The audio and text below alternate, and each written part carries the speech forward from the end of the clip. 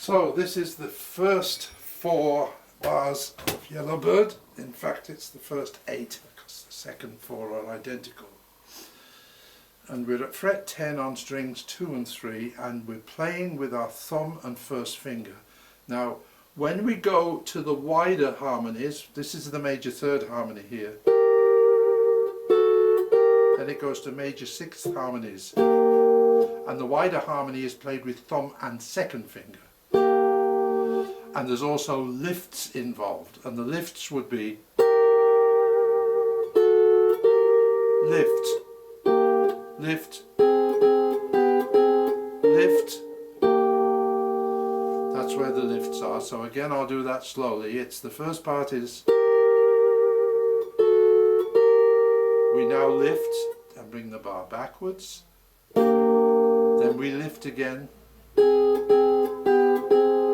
lift up to there, and then lift again. So slowly.